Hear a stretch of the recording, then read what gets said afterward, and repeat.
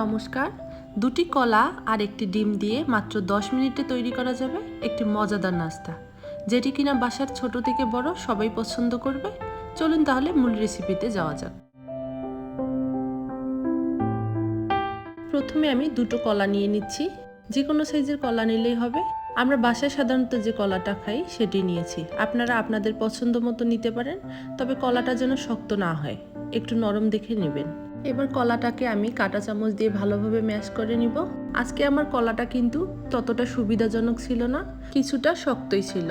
যাই হোক, কলাটা মোটামুটি ম্যাশ হয়ে এসেছে। এবার একটি ডিম দিয়ে কলার সাথে ভালোভাবে মিশিয়ে নিব।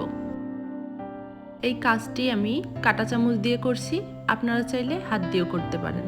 মেশানো হয়ে গেলে একে একে দিয়ে দেব 1/3 কাপ পরিমাণ চিনি, 1/4 কাপ পরিমাণ নিয়ে নিচ্ছি সয়াবিন তেল, 1 টেবিল স্পুন ভ্যানিলা এসেন্স,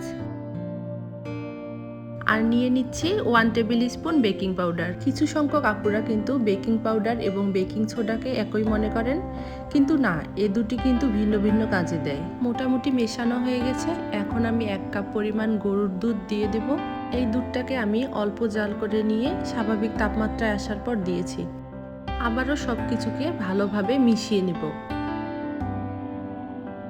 সর্বশেষ আমি এখানে যোগ করেছি 1 কাপ পরিমাণ ময়দা। আপনারা চাইলে কিন্তু এখানে ময়দার বদলে আটা ব্যবহার করতে পারেন, তাতে স্বাদটা কিন্তু একই রকম আসবে। এখন সব কিছু ভালোভাবে মিশিয়ে নিব, ভিতরে যেন দলা দলা ভাব না থাকে। এই মিশ্রণটি যত বেশি সফট হবে, রেসিপিটি তত বেশি খেতে মজা হবে। আর এই মিশ্রণটির ফিটনেস মোটামুটি এরকম রাখলে হবে।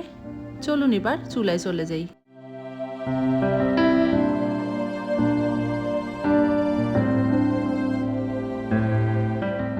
চুলার আঁচ মিডিয়াম ও লোয়ের মাঝামাঝি রেখে সামান্য তেল ব্রাশ করে নিয়েছি।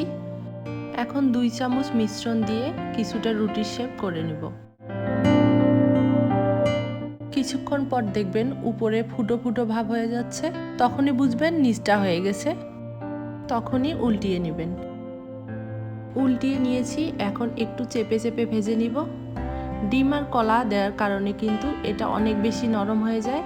আর দেখেন, ডিম দেওয়ার জন্য কিন্তু উপরে সুন্দর একটা কালার চলে এসেছে। হয়ে গেছে, এবার নামিয়ে নিব। আর একইভাবে আমি বাকি সবগুলো ভেজে নিব।